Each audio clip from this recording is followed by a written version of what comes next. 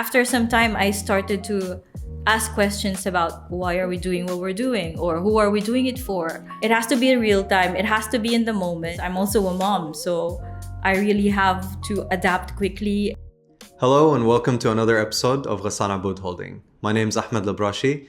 I have 8 years of experience in digital marketing, working across the GCC with multinational companies, startups, and different industries. Today we have Faye Cuevas, Group Head of Marketing Strategy and Enablement. Welcome, Faye. I'm glad to be here today, Ahmed. Thank you. So most people in your position, they have the word director, manager, head of. Yours has enablement or enabler. What does that mean? That's actually my favorite word in the title because it helps me enable marketing departments of each of the brand and vertical we have under the holding to perform better, faster, and in a more effective way by supporting them with the structure, the tools, and cross-functional alignment. I'm always shifting and wearing different hats. I'm on 24/7 and I have to give real-time feedback. So when we talk about feedback, how do you manage real-time feedback in a fast-paced environment? If you come to think about it, the age of the talent pool in marketing and creative usually is in between the early 20s to the early 30s. And this generation grew up in an environment of instant response. Think social media, think everything digital. So in terms of leadership, that is kind of like expected to be mirrored at the workplace. So it's no longer about annual or biannual performance reviews where you wait for that specific moment to give the feedback. It has to be in real time. It has to be in the moment. It has to be very on the get-go, so they feel more supported. I mean, when we talk about digital marketing and when we talk about social media specifically, we're always noticing that you have the trends and you have real-time content and real-time behavior that people are projecting online and they're showing viewers and so on. So obviously, in that sense, you have to keep up with real-time changes and real-time feedback so that you would be able to keep up with the changes and online specifically. That's a very interesting thing that I have been reading about. I have been reading a lot about millennials as leaders in corporate. So we are, let's say, born into, or we are like one of the first native adopters in digital transformation, which kind of like comes to us naturally. Like we have managed to be the first generation of leaders to adjust in everything digital and everything instant. So it kind of comes naturally. Aside from leading teams, I'm also a mom. So I really have to adapt quickly and shift quickly to my next role. I mean, being a parent, that's a 24/7 hat that you have to wear. How do you connect that with your leadership style? How can you differentiate, if I may, in terms of, managing stakeholders and then going back home to manage your child? That's actually where I thought it can be difficult, but I figure out how it can be easy. So my parenting style follows something where I have thought about long before, where I tried to be the adult that I needed when I was younger. So my leadership style follows the same. I tried to be the adult that I needed in the workplace when I was starting. So, for example, I would identify myself in a situation if a team member comes to me for something or a very specific situation, I take a few steps back and I reassess the situation and ask myself, like, I have been in a similar situation when I was younger.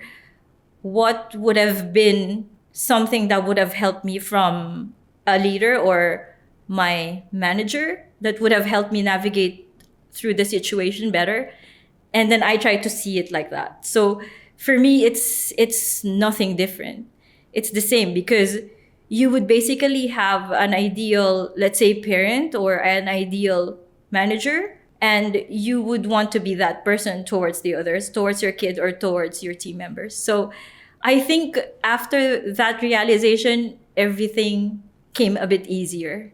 So how does that help you in terms of burnout when it comes to time management, performance, managing your tasks, managing your team? When it comes to burnout, there's something that I have learned through experience where burnout is not something that you really push through or fight with or avoid. Burnout for me is actually a signal or a sign to recalibrate. So, whenever like there's a small sign of burnout that I feel, what I would do is I would usually pause, take a few steps back, and reassess the situation, because I have learned that it's not just time that you manage, it's also energy. So, in a way, you would look at how you were doing things, and then you have to find a way where you keep the level of delivery, but also be able to keep that momentum. So that your productivity doesn't come in short bursts, but it's more of like a consistent flow through time. Of course, consistency and productivity. Let's cycle back to your journey. How would you connect that? Because when you're working in marketing specifically, when you're working in with an agency, is different than client side. How would you differentiate between these two in terms of the work environment, managing the teams? Yes, you are right. I have worked on both sides. So I have seen the pros and cons in working on both. First of all, when you work and manage a creative team in an agency, it's all about speed, managing multiple brands all at the same time, or switching into different brands one after another. So it's more about speed and delivery and coming up with more ideas to sell different brands. Meanwhile, when you work as a creative or when you manage a creative team in a corporate setting, there's more depth and ownership, because you will have direct relationship with the stakeholders. You get to be involved from the overall brand or product conception, rather than one of jobs that you get in an agency where usually you would get a specific campaign, or even one small project like one ad or one catalog. Or so here it's more about consistency, and you also get the chance to refine it over time. That's why I said that I am actually enjoying my job here, because for me it is beyond just delivering pretty creatives. It's me getting more involved in building something and thinking long term. So you shifted from head of creative to having a strategic aspect in your designation. What was your turning point? For me, it's a big shift from execution to intent. Working in the creative industry for about 18 years, as a designer, I was usually more focused on how things look. After some time, I started to ask questions about why are we doing what we're doing, or who are we doing it for, or what are we driving towards, why we're doing what we're doing. So it all kind of like pivoted when I started to ask why. Having said that, my design background, though, giving it a job that needs attention to detail, trained me into applying the same precision in strategy, which makes everything that I do or drive more intentional.